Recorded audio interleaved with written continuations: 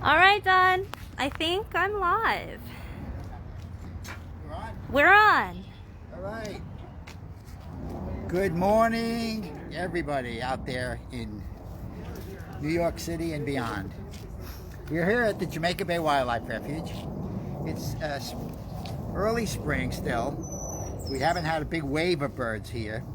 Actually, the city parks inland might be a little better today. But I know it's spring when the beautiful redbud tree blooms. Okay. We planted these about 30 years ago. I saw them in Shenandoah National Park, and I said, we should have some here. So I planted them here.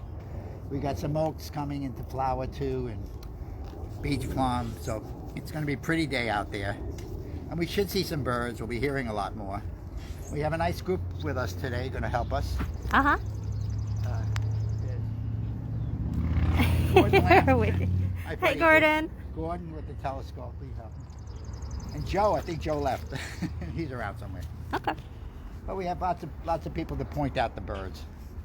But we'll be looking at everything else. There are lots of things here. Flowers are coming into bloom. We already saw one butterfly, the cabbage white. And we'll look at the seashells and other things.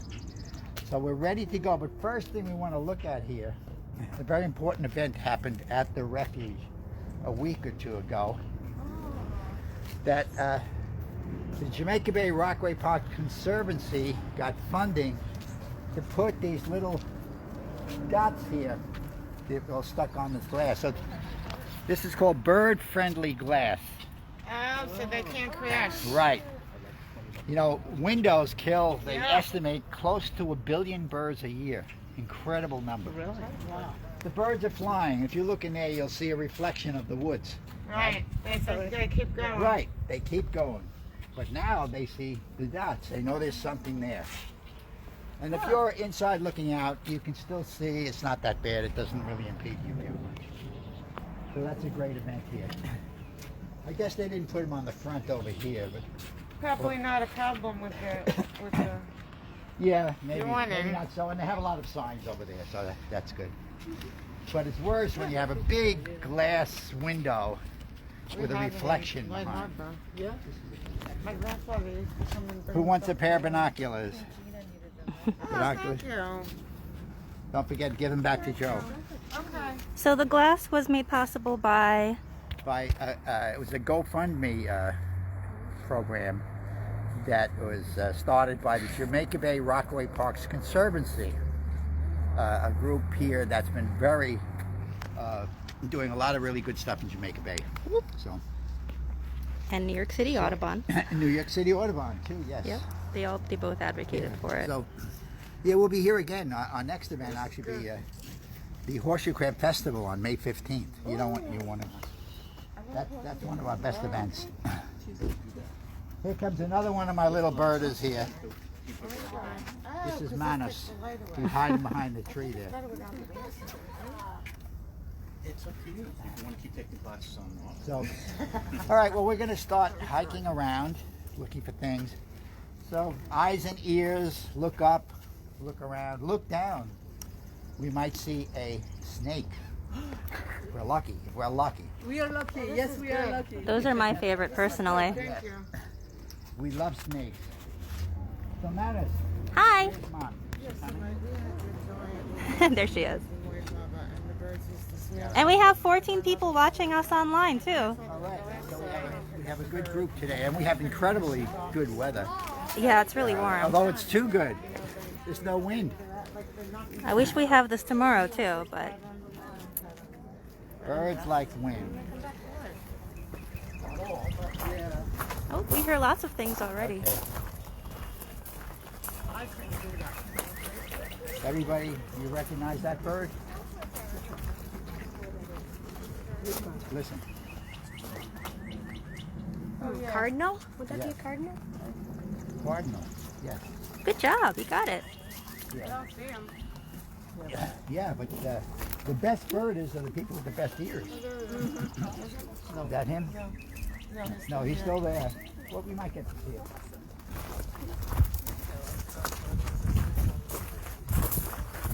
It is a great day for birding. I agree with Eileen.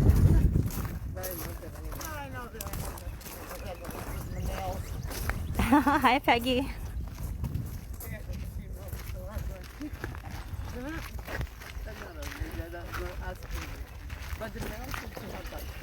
Oh, Fish crow in the distance over there. Look, like a red wing blackbird.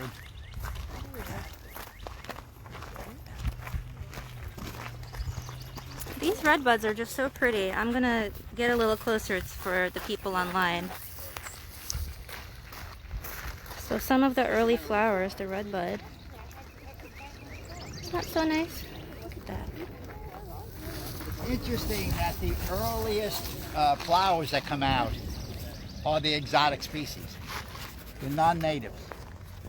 So they're the ones you see first before the native species come out. Don't step on my, she stepped on my plant. My bad. I'm sorry. I can't keep track of everything. Everybody know what that is? The dandelion. Let the gentleman through. Oh, sure.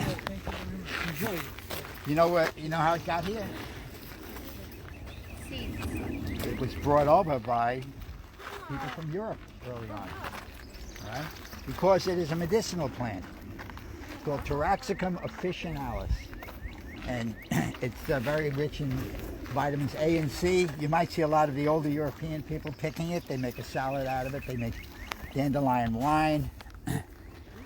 And the word dandelion, you know what the origin of that? Dent de lion. Tooth of the lion. Dent de lion. Dandelion. Yeah, we corrupt a lot of other languages. Another good corruption is alligator. You know what alligator came from? No. How do you say the lizard? That's what I call it. El legato. I thought you were Spanish. The lizard, el lagarto. Lagarto, yes. Lagarto. El Lagarto, lagarto. yes. So keep saying that fast. El lagarto, el lagarto.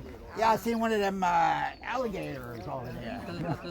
So the Americans were corrupting the Spanish.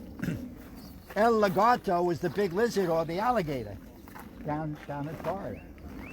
But the dandelion is an early bloomer here. And it's very important to have early bloomers.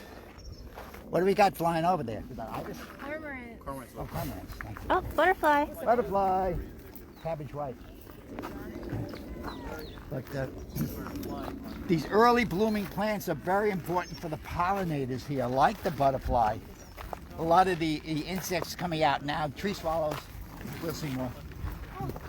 The early insects A coming little out space for these people to pass rely by. on these early blooming plants for their nectar. So I'm going to give this to you, Manus, to hold for me. No thanks. Come on. You can actually eat that. Like Watch raw, out, Don. you can eat Let him pass. What's that? Let him pass. Oh, let them through. You put a This is New a Ranger hat dandelion. on him, but still. This is for you. Thank you. Aw. There you go. No, so you can actually eat those. Can you eat the dandelion? Just eat them. Like raw, you can pick them up and eat them. You probably could, but I think they eat the leaves. Okay. Dandelion leaves, you know, it's a delicacy in some salads. Oh, Sarah, to answer your question, since it's hard for me to type and film at the same that? time, about how to join our mailing list, you could either email us, don@literalsociety.org, or go to our website at www.literalsociety.org, and there's a place there to sign up for emails, okay? Our walk might be about an hour. I don't know if I'll be filming all of it. Depends on my connection, but I'll tune in as much as I can. This is a nice little assortment of wildflowers here. Now these were the earliest. The periwinkle. Again, not native. Invasive. Tend to take over, but it's actually, it's a welcome ground cover here. You know, yeah, it's nice. You want to have, for wildlife, you want to have vegetative periwinkle. diversity. You want to have a nice ground cover. You want to have a grassy wildflower area. You want to have a shrub thicket. You want to have tall trees, medium trees. The more diversity of habitat, the better it is for many species of plant animals. I also believe there's a seashell, a small seashell called a Yes. periwinkle, that when you sort of boil it down, it comes out with a color, color like similar that. to that. That's why they call it periwinkle. Thank you, Gordon. You added to my repertoire, Always with the help. which is in need of great repair, by the way.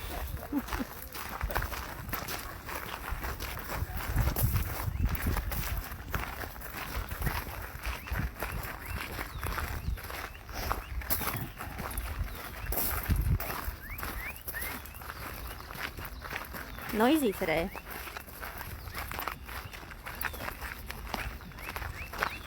He's up there somewhere. That's the cardinal.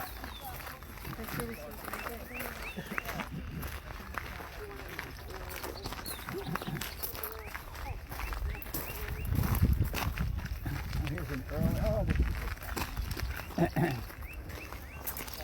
My absolute favorite plant. Let people. Ooh, tree swallow. The tree swallow here. You get a nice day like this, you'll start seeing them. They'll be using the swallow boxes. Here's a beach plum. All right, beach plum, just starting to pop now. This is a native coastal plant. It's called beach plum, right? And it too is one of the early blooming plants, native plants, along with the shadbush, that provide nectar. So once this pops open, you'll see lots of insects, bees, flies, wasps, butterflies, moths, all using it because there's not much else around. So it's nice if you have a coastal garden, nice to have a beach plum. Unfortunately, one of the bittersweets, invasive bittersweets, is taken over here. So what we have to do here, what we should be doing, is cutting them back. And the way to kill them is to go to the base, cut them at the base, and they'll die on the vine. Do you remember the So sign? this needs a little work over here. Do you remember the scientific name of the beach plum? Yes, beach plum, Prunus maritima. There you go. I know all the scientific names, but I can't name most of the 36 grand nieces and nephews I have. which is a shame. Right. Dusanka, if you want to volunteer with invasive species removal, you can email us or you can actually contact the Park Service. They have a volunteer program for that. Again, this is all artificial. You're standing on bay bottom. This is all fill. Everything is fill. That building, when I was a kid, was an army camp. There were anti-aircraft guns up there. All right. It was taken over by the city when the military left after World War II. The city came in, took it over, and they created this wildlife refuge. They called it a wildlife refuge. And they put a man in charge who I didn't know anything about wildlife, but he was a golf grass or turf grass specialist. He knew his plants. He learned about putting plants in, what to put where. They had nurseries here. They built the place up. During my tenure, I started here in 1974, before most of you were born, as one of the first rangers. I went back to school, I came back in 79. But these trees we put in as a windbreak and as winter cover for birds. When you get the really cold days and cold nights or snow, the little birds can spend the evenings in there. The little owls that visit us in the winter, like the saw-whet owls, sometimes you'll see them hiding there during the day. But not owl. And in the summertime, it's good for the cardinals and robins and catbirds and mockingbirds to make their nest in.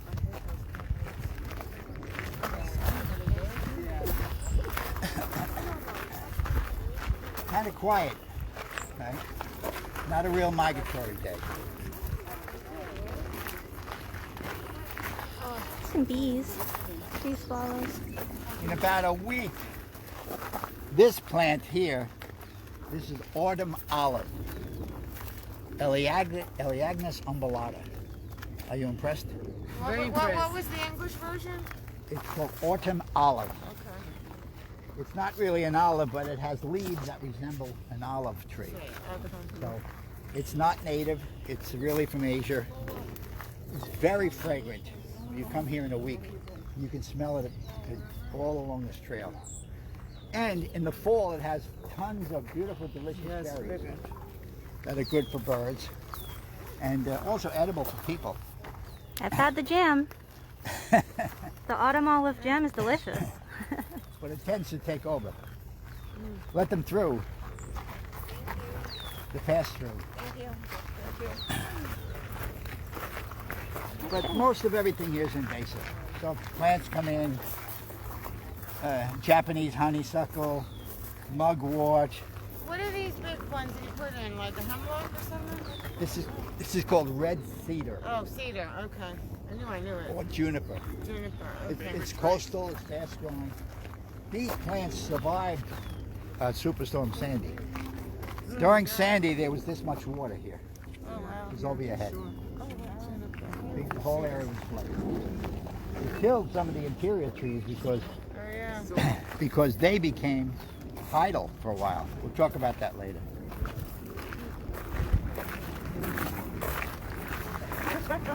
Wow, we have 24 people online. Thanks for joining. That boosts our number today. They're a small crew of folks over here. It's a good day for snakes. It is a good day for snakes, that's right.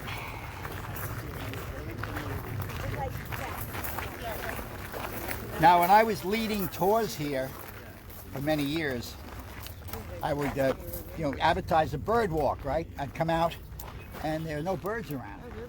Oh, that's I said, what am I going to talk about? So I went to talk about plants, but also, what do we have here?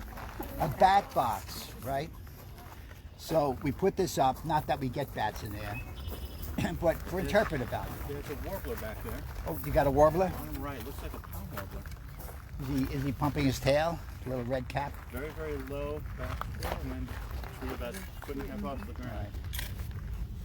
Warblers are those beautiful little jewels of the avian world that are fast moving. By the time you put your binoculars on them, they're gone. Yep, it's gone. You have to be good, but you have to have the ears to hear them. The best bird is to be walking through a park. You'll hear all the birds, and then you look for them. The prickly pears, this survives the winter? Oh, thank you. Yeah, I put those there too. Okay. Prickly pear is native. That's a native cactus. Native cactus, everyone. Get a close look at them. Oh, wait a minute. There's a bat. Oh my God, there's a bat. Okay. Oh. I need a volunteer. You want to come over and pull them out for me? Sure. You pull that bat out. Wait, I just put it Just from the ears? Pull, Oh, here's a fake, a fake. pull it out. Wait. That's a fake? I can't believe she was going to do that. Hurry! Why not? Yes. This is something we do on all walks. So there's no bats ever going in there? I've never seen a bat in there, No. but we do see bats here. They don't nest here, but they migrate through here. In the fall, in particular, we get one called the red bat. The red bat comes through regularly. The little brown bat, big brown bat, the hoary bat, the silver-haired bat, those we've identified here. I've seen a lot of bats around dusk. Yes, that's Not the best time. necessarily at night. Dusk. Why do you see bats at dusk? I don't know. That's what I want to They're know.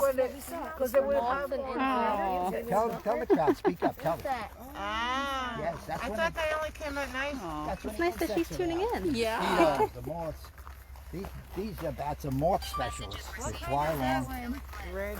That's a red? A red plastic. No, it's not a red.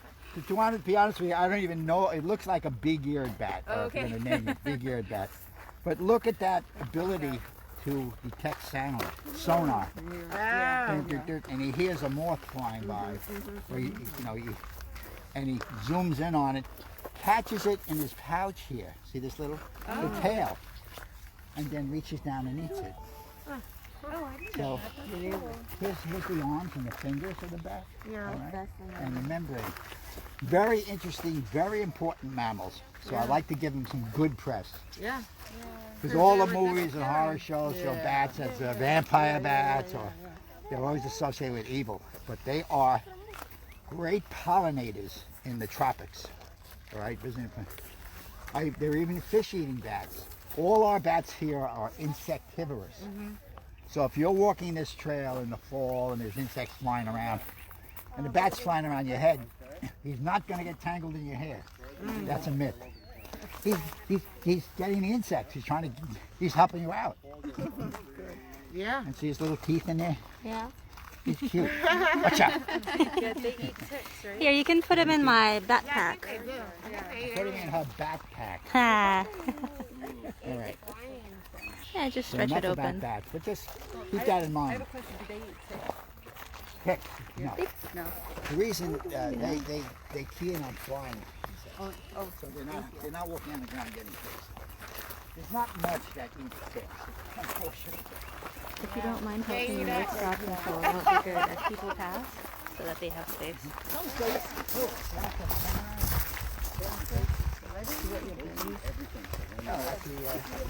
actually black duck. Black duck.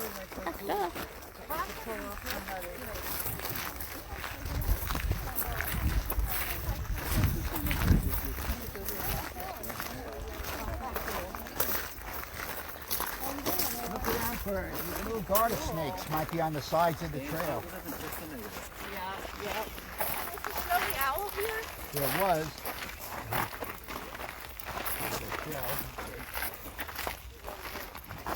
Right there, this is all bay bottom, so we'll see a lot of shells on broken.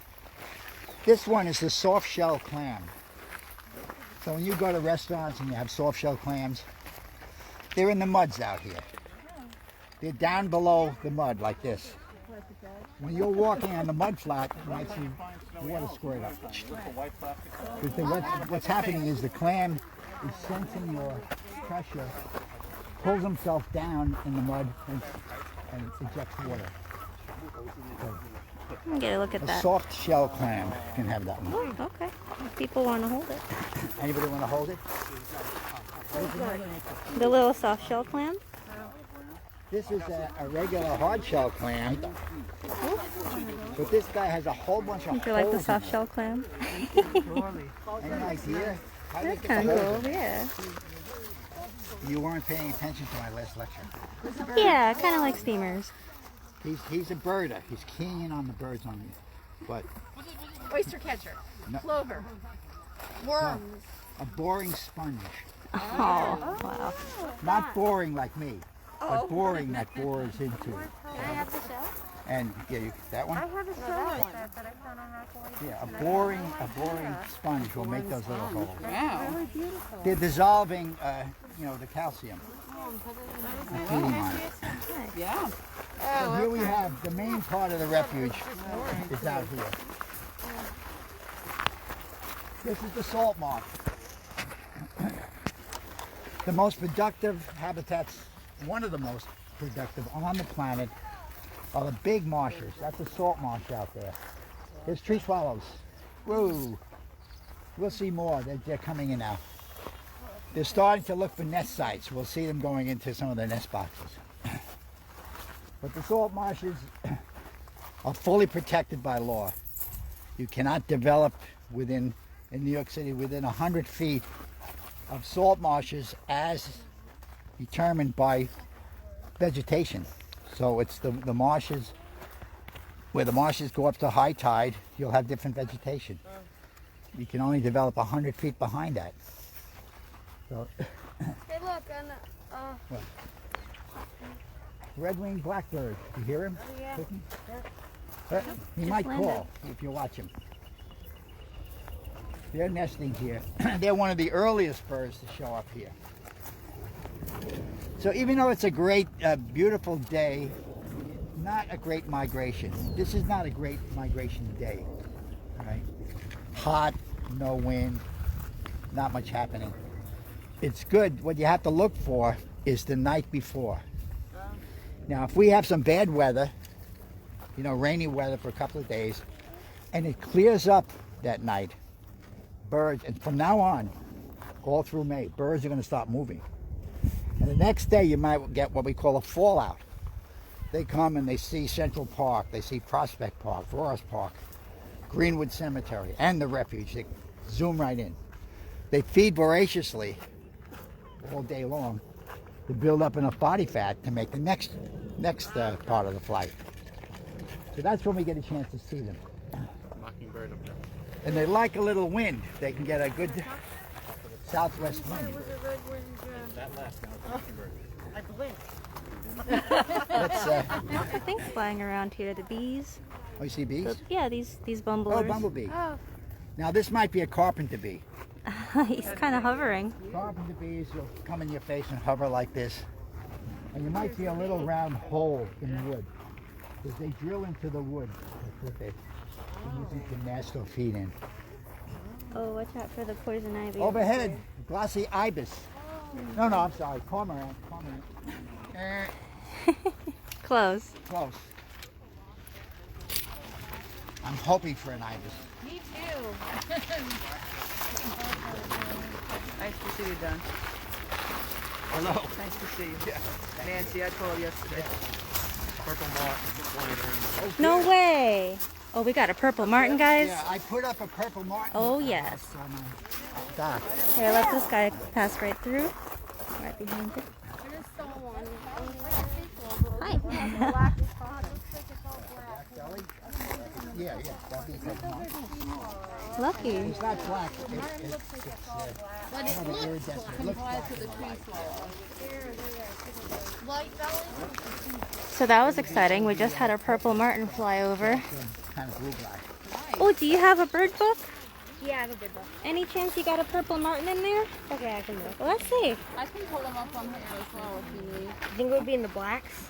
It would be in the, I guess, things that look like the cowbirds, sure. Or like the bluebirds or the tree swallows. Yeah. Yeah. It's probably going to be in this area here. Oh, you got the purple martin, Sarah? Oh, we have one. Okay, guys. That's a purple martin. Thank you. I'm surprised. Oh, you have it? Yeah, Oh, I have even it. better. Oh, great. By the way, that is an excellent little mini field guide. Oh, thanks. It's my grandma's. Oh, so cool. So cool, so cool. So they are just starting to show up around here. Wow, that's cool. Yeah, they're not a very common sight. But you'd need binoculars to really see them.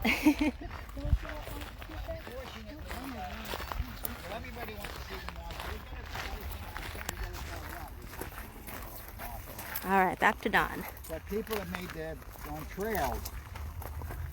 So I kept complaining to the park. I say, you're going to disturb the little bird nesting in there, tree swallow, and you're destroying habitat, right? You're eroding areas. So that's why we have that sign.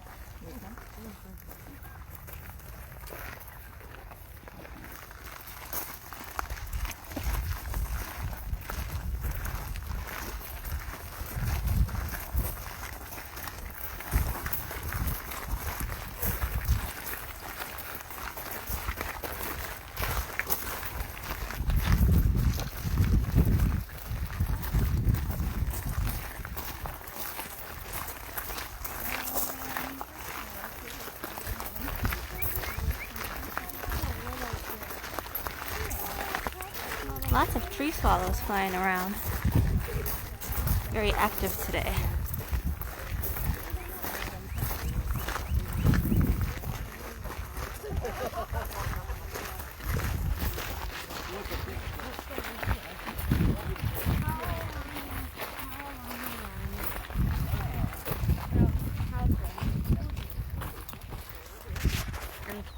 You ready? Stand back, everybody. Okay. Looks like someone's building something new in there. Yes, so- We cleaned it out. A tree swallow is building a nest in the house wren box. You can't read. The house wren boxes are put closer to the woods. They like to be hidden. And they have this kind of oval shape. And the reason is because the little house wrens, they make stick nests. They don't get feathers. The tree swallow is getting feathers. They love white feathers. And they'll build their nest using feathers and stick and different things. But the house wren uses only sticks and no food. So if a house wren takes over, you'll open it by see all sticks in there. So can you squeeze in that space? Can they get in there? Yeah. House wren is tiny. so they can get in there. But I don't know if any house wrens are here yet.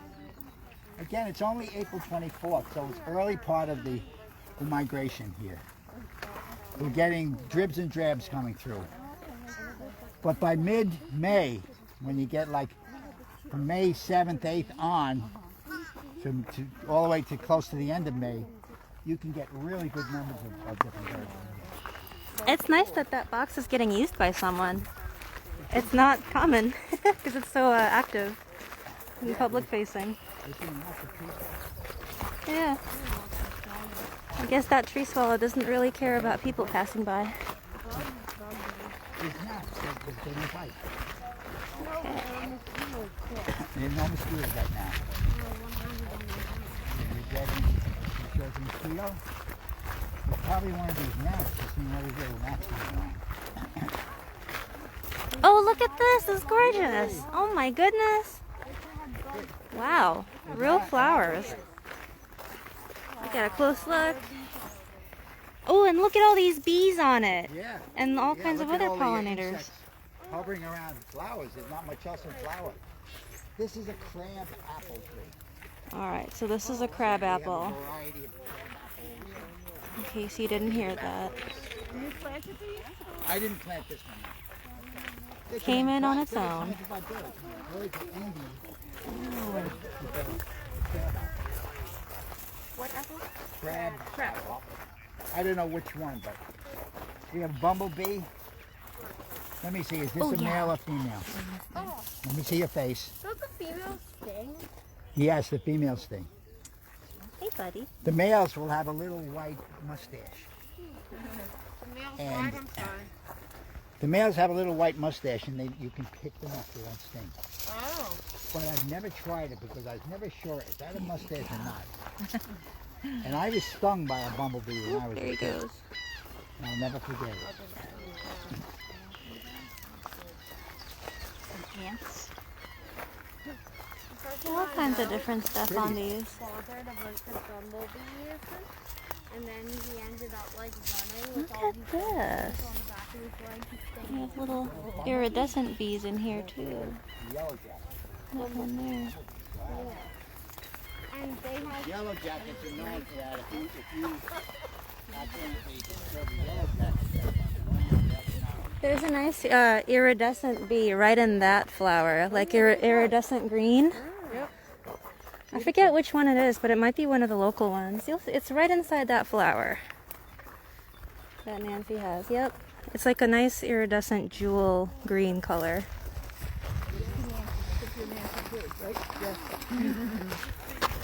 It's so funny because I just recently watched a webinar about all the local bees, and that one came in the presentation, that green one.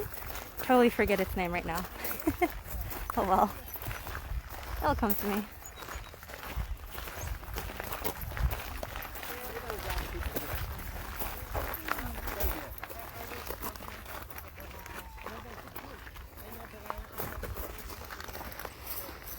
All right, everybody.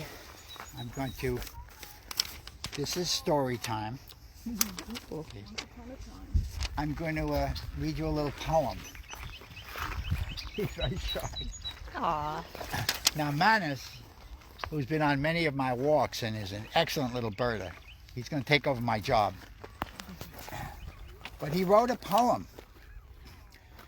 And, you know, I was an English major. I love poetry. But I read the New Yorker. I can't understand half these modern poems. I think only the poet knows what the hell it's about.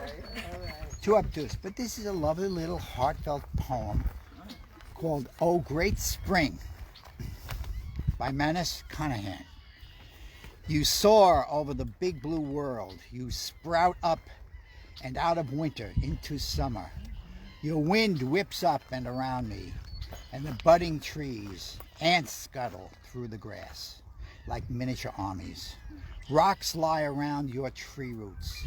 You are a great creature with roots for legs, grass all over your back. Many vines make up your arms. Your hair is a bunch of flowers. You are a creature of magic and life. That's amazing. Let's give a big hand for Manus. That was awesome. If I said this was written by Walt Whitman, I would buy it. you would have believed it. Sure, absolutely. Manus, I'm going to publish this. You know, I'm going to send this into the New Yorker and say, here's a poem that finally the average person can understand. Uh-oh, we got something. Got a little something.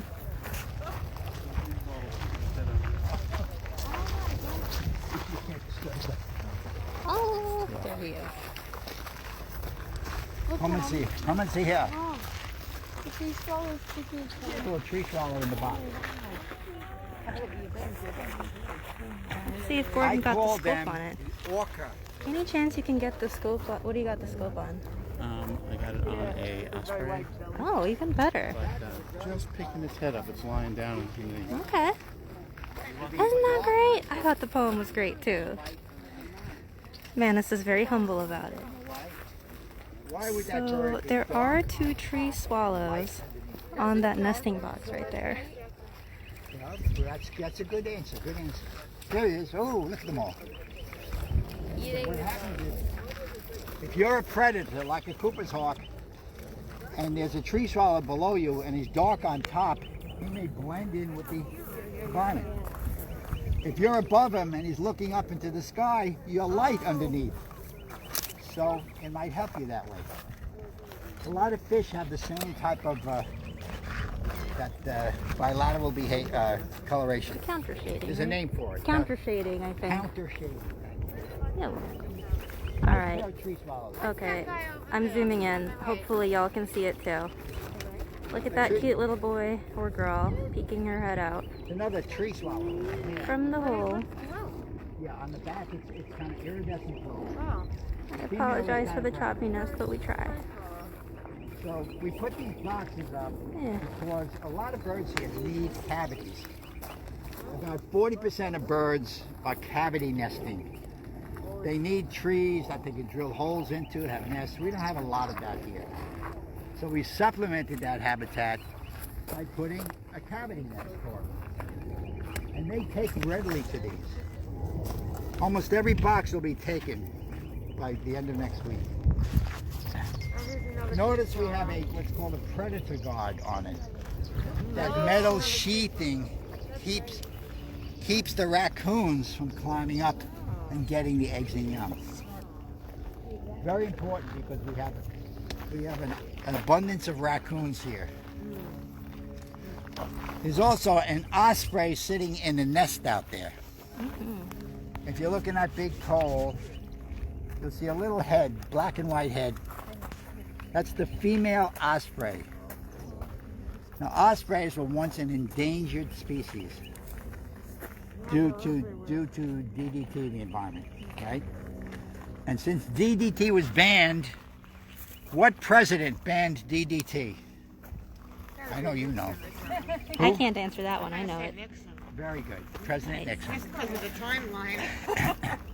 No, Nixon was president during Earth Day Oh, okay. and the big movement to have environmental legislation. I remember DDT. So he was there, and actually, I believe under his presidency, he signed the Endangered Species Act. But DDT worked its way out of the environment eventually. The ospreys that survived started to produce viable eggs. Yeah. And I noticed populations were coming from out on Long Island, moving this way. So we started putting up nest boxes.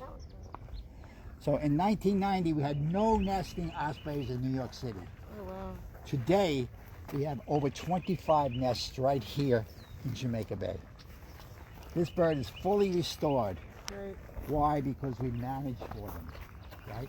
We put up structures that they could use, like that big artificial tree with a platform on it, right? So how far did the nest go? I mean, so there's 25, but Oh, there's one on most of the big islands in the bay, around the bay. It's a big place. pretty It's, far, you know, like 13,000 acres. Let's see if we can get something in the Here's scope the there. Carolina wren. Oh, Oh yeah. oh yeah. Carolina Little wren. wren called a Carolina wren. I think No. it is the loudest bird in the world based on its Size. size. Yeah. Could be. Is this big? Carolina wren. You know what bird I love? My favorite singing bird? The kookaburra. Go online and write kookaburra song. C-A? K-O-O-K-A-B-U-R-A. Kookaburra. Oh, that's weird. That weird. Where do you see that song? Funniest. What is that for? Thank you, Gordon, for the wonderful scope. Oh my god. I don't know if I'll be able to Hello. peek, but we'll try. I can give it a try. It might take us Z-House helped me like get better this at back down. this. Yeah. Here we go. There you go. I just gotta get the camera in on it. There's that tree swallow. There we go. Right in this spot here. Boom, Osprey. There you go. Just have to stay on it for a while. Wait for the signal to get better. There's a little head there. It's as good as it's gonna get. There we go. We got a little like. All right, that means it's working. Yeah. Oh, my hands It's are a so female shaky. on a nest. Thanks, Gordon. That's kookaburra. There we go. Well, we did have that one year where we had like that weird little marsupial hanging out at the refuge. Yeah, I remember. It was also an Australian animal.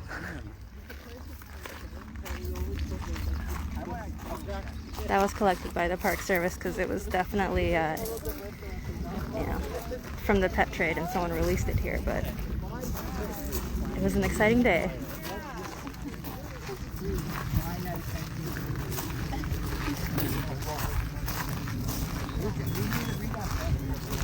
One of our great early nature poets. The shadbush. Oh, I should try to get Yeah. over there. But there's poison ivy. I wouldn't try to get. Oh, That's man. a shadbush.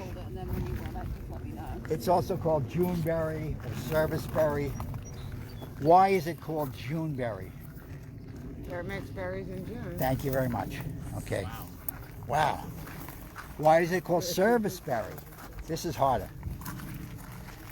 Because it flowers when the frosts are over in New England, and the ministers would go out on their horse and buggy to give services in the the local places. So when this was in flower, it was called serviceberry. Shadbush. Why is it called shadbush? That's the name I like. Maybe because it has a lot of shadow? Ah, good one. Good thinking. Good thinking. No, there's a fish called the American shad, and the shad migrate up the Hudson, to breed at a time when that's in flower, like now. There you go. Does it have a scent? Scent? Not much. Okay. All right. Shad bush is right there behind the trees. I would go there, but my path is covered by poison ivy, and I'm very allergic to it, so that's a big sacrifice to make.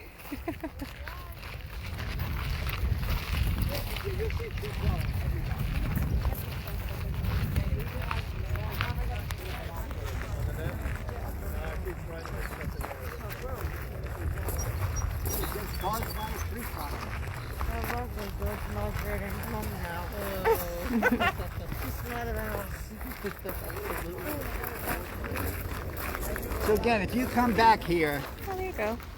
Little autumn olive buds. you see all these beautiful autumn olive flowers. These little autumn olive buds here. Late in May, you'll see the black cherries in flower. So we have a whole series of flowering time over here. Looking at the Tree swallow, yeah. See him? Bug is. Let me get go. Look at all her. Look at go. Hey, look, corn. Now this one's a little closer. Let's see. Maybe my zoom will work on this one. Yeah. A little tree swallow. Tree swallow box.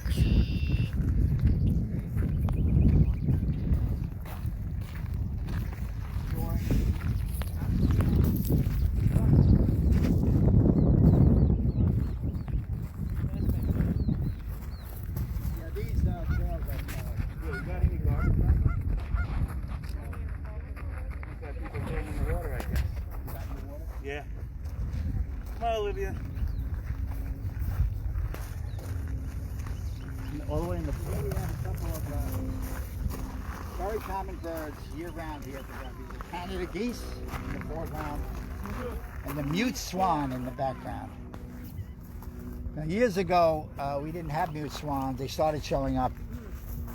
We didn't want them to proliferate in the refuge because they tend to take over habitats. They can be aggressive. They can start fouling the smaller ponds. But what we used to do is we'd find we wouldn't let them nest. We'd find the eggs, big eggs of each one, and we'll addle them finally so they don't hatch. Put it back in the nest. The swans don't know that. They lose a breeding year. And that eventually would keep the population down, but the park stopped doing that. So I don't know if the airport personnel are doing that. I got a question for The you. airport is very concerned about the refuge. You know, birds and planes don't mix. And there's lots. I have lots of stories about birds and planes. Too many to talk about here. Don, why are they called mute swans? They're called mute swans because they don't really make a sound except for a little hissing and a little. They make a couple little sounds. For the most part, they don't have any song or sound. And they don't really fly, do they? Oh, they fly. Really? I never seen them only fly You'll across the water. if you hear a freight train coming here, you'll hear. You get a flock of swans So coming they, over. they do nest in trees. No. They nest Oh. right off on the ground, Yeah. right at the edge of the pond. They'll burrow into the I've fragmites. only seen them fly over the water. They'll build it.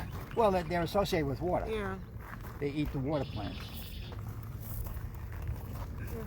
Where that Carolina wren is making a racket over there. Yeah, it's both. It's the wrens Yeah. and the red-winged blackbirds and the frag there. They're getting. Oh, That's they're the one red-winged flyby. blackbird there. Red-winged blackbird. I have another quiz here. Uh-oh. You know, in the future we should make a quiz. Uh-huh. They have to write. We'll give them choices. Yeah. Print one out. Why are all the shells here Oh, from the seagulls, I know that. and not there? Right. All of these are shells. That's right. Because the herring gulls learn that if they get a clam or a mussel and they try dropping it on the mud, it's not going to open. And if they don't learn to drop it on a hard surface, they're going to starve. So the smart ones learn. So there's one gull for years. This is his spot. Ooh, red-winged blackbird. He'll get a clam, and you can watch him. If he'll fly, he'll go like this, Drop. and then he'll drop it. And when he drops it, he'll follow it down. Nice. Because if he doesn't get to it, Somebody else is getting that clam. right, the other strategy is for the lazy gull is to sit on the ground and wait, and then try to get it. That's true. True.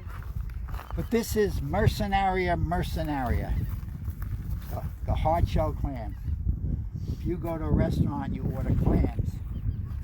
This is the cherry stone. If it's a smaller version, it's the little neck.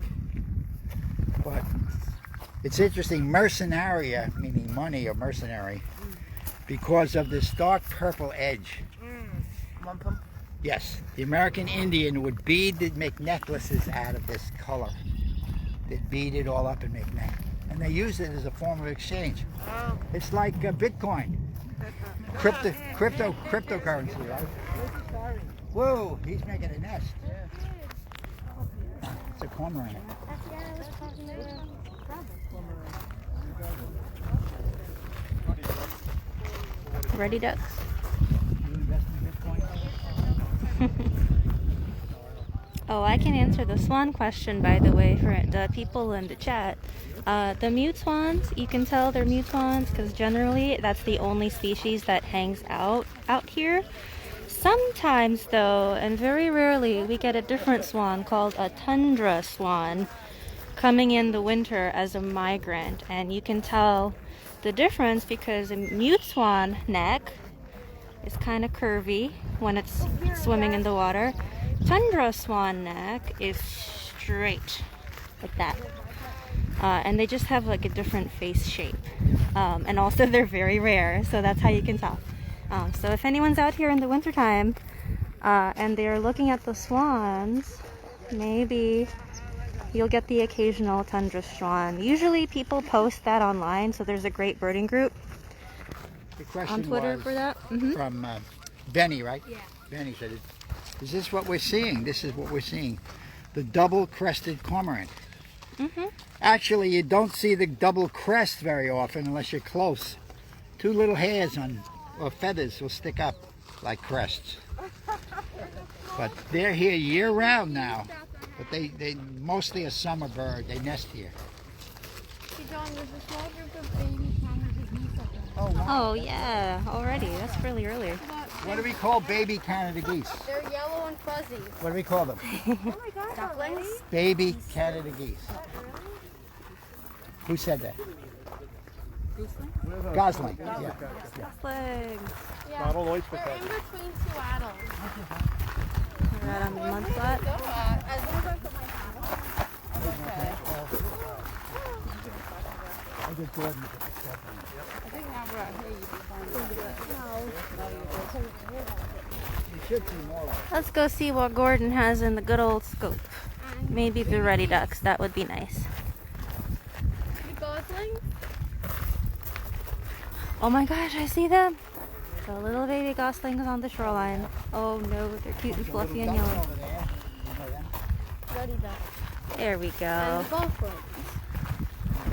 The goslings. I'm trying to get. You got the Ruddies in the scope there? Get one, yeah. Hold on.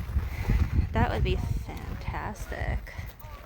Yeah, they're a little tucked in, so you can't It's okay. see that beautiful Tiffany blue bill. But yeah, It's the shape of the beak or the shape of the duck itself that counts. Let's see. This is a part of the experience. Coming out and sitting on benches out here.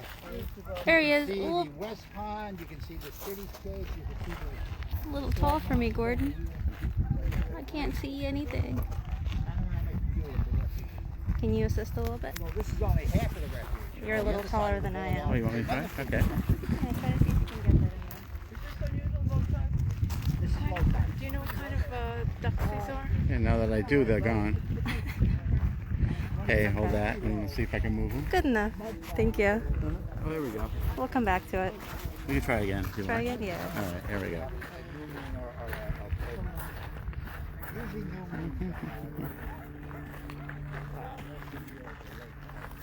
There we go. There's a couple Ruddy ducks. Ruddy ducks.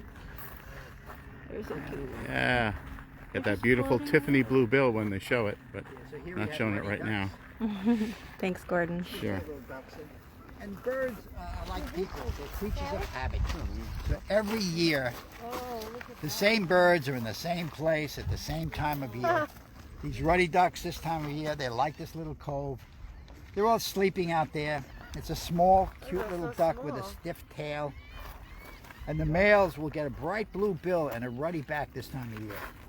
They don't get any bigger than that? Nope. Oh. At this time of year, you know, aside from those little goslings, every bird you see is as big as it's going to get. Oh. By the end of the breeding season, that's as big as they're ever going to get. Wow. They don't Unless grow. you see They ba- don't when you grow see the babies. exponentially all year after year. Well, when did the babies come? Well, it's starting soon. Different species. Like now, the Canada geese have young. There's a pair out there, male and female, with some goslings, little baby Canada geese, right on the edge of that mud flat. Let's see if we can get a good look at them.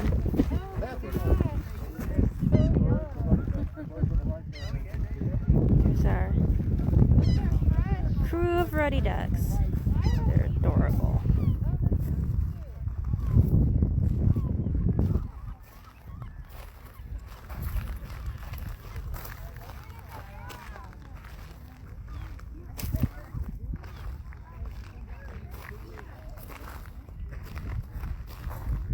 Oh, we got an egret out there. All right.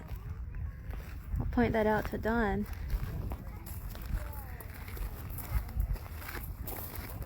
Maybe we can get the scope on the great egret.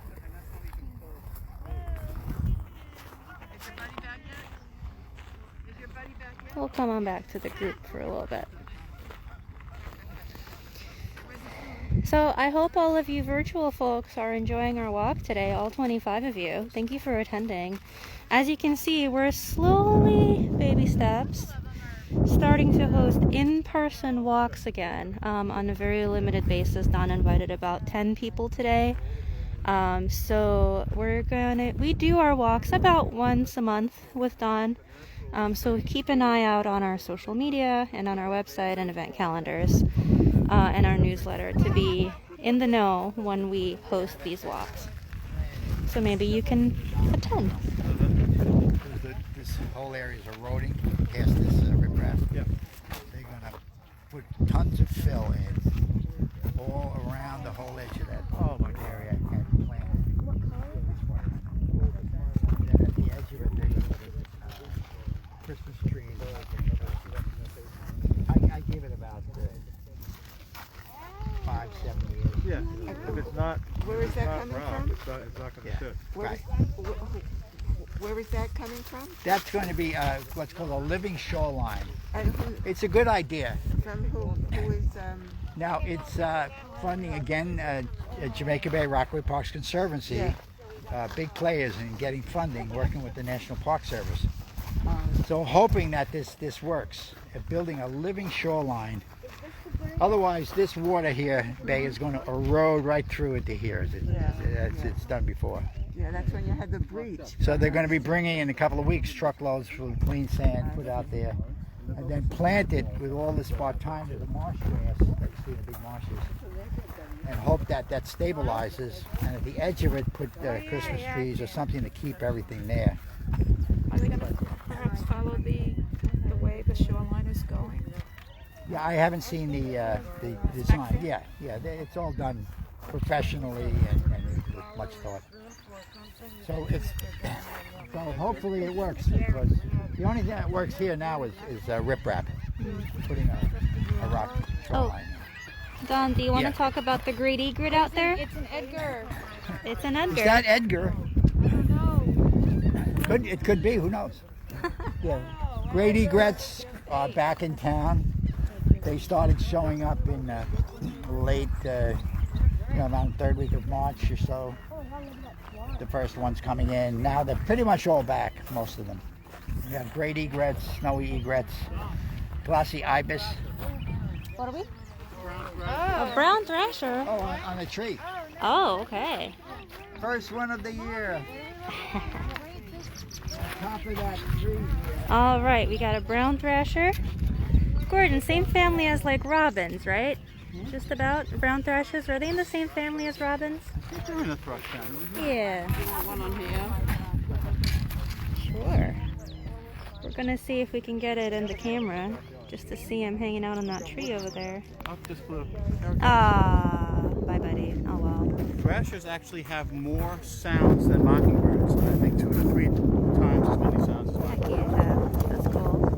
Like a million. Now, do you think you can train your scope on the egret real quick? I think I'm gonna end the feed with Edgar here. Because, unfortunately, y'all, my internet service gets worse the further out I get. So this is usually, unfortunately, about the limit of my feed, unless we get like a Wi-Fi tower out here, which, not a good idea. Anyway, here is a wonderful great egret, and as Dawn mentioned, we have one that visits our office daily for food. Okay, hold on. Can we do it? Almost. It's just windy. I think I got him. One more time. And he's gone. Let me see if I can turn my scope back on him. Come here, you. Oh, he's fishing. Oh, great. This is actually an excellent behavior to film when it's possible. Here he is. Hi. Oh, yeah. Hunting. Maybe it is Edgar. Who knows? We don't know where he hangs out when he's not at our dock. Have to check the toes. You gotta check the toes, that's right. Our Edgar, he's missing one of his toes. And you can't really check it. Yeah, we do have an egret that stops by our office every day asking for fish, but the only way we know it's him is if we look at his toes. But you can take a look at him in the scope there. It's too hot. I can't see. Oh, It's Lisa Breslau with New York State Marine Education Association. oh sure. I called you about your auction and how you ran it. Yeah. So we're so nice to meet you in person. That's right. And thank you so much for all your help. And now we ran a test auction with our bidding. And did it work out alright? Yeah, it did. Oh, wonderful. So you know, now we're ready to do it. Our conference is on May 15th. Sweet. Oh, I'm so glad I was able to do that. That is great. Even after 15 years of Don can't touch Alright, well let me wrap this up and then I can put this away. We'll be able to see what you're recording. Yes, so all of this is live on Facebook now, and I keep the videos on there so you can rewatch them whenever you like. Great. But yeah, and that way, like we have 24 people on right now that are watching with us. So it's like us plus 24, effectively. All right, it's getting very windy. I'm going to wrap up this walk and find Don so he can say his goodbyes too. There he is. Everybody who's tuning in to us online, thank you so much for tuning in. Maybe soon we'll be able to see you on an in-person walk as well. If you'll please follow the Northeast Chapter American Littoral Society Facebook page. You can check out our website at www.littoralsociety.org, and there is a section on there where you can subscribe to our mailing list so you get updated newsletters and announcements about our events and programs and updates. We have a lot going on this summer. This week is Earth Week. So we've been very busy with Earth Day related activities. Tomorrow at 12 o'clock, we're going to be hosting a big beach cleanup down at Spring Creek over there. The information is on our website and our Facebook page. Regarding that, if any of you want to join in, we're providing all the supplies and PPE and sanitizer and everything. All you need to do is bring yourselves and a bottle of water, rain and sun protection, because we're not sure what the weather is going to be like tomorrow, but if it's scattered showers, we'll do it. It's fine. Anyway, thank you all for joining in today. We really appreciate you. And I'll head over to Don here to wave goodbye as well. And then I'll end the feed. And maybe we'll see you tuning in on the other feeds. But Last it's item. a snail, a predatory snail. It's got a little raspy tongue called a radula. And it can drill a hole inside a clam. You mean like those then- twirly shell things? And then it eats the clam inside. You mean like those twirly shells? Yeah, Oh, those two. Yeah, they're all predatory. You know, they have a way of drilling Not the into shell. others. You can have that. So Don, I'm wrapping up the feed. I already said my goodbyes to our audience of 22. Do you have any closing remarks for our people I online? have one more prop. Oh, one more prop. Okay. All right, everybody. Do we tune in for the one more? Yes, we do. What Oh, what do we have? is this? Ooh, look at that. This is a mammal that's found here at the refuge. Is that a rat or a muskrat? It is a, what do you think? Muskrat. It's a muskrat, you're right. That tiny? Yeah, that's the big incisors. It's just, Great. she thought it was a whole one. No, it's the head of the muskrat. See the teeth, the molars, and the big incisors they chew and grind, yeah. So that's nice. I wish I could have one of those. Yeah, gee. I wish I could have one. Actually, I have one. No, this I need for future props. If you come to the next program, I'll give it to you. Seriously? Seriously.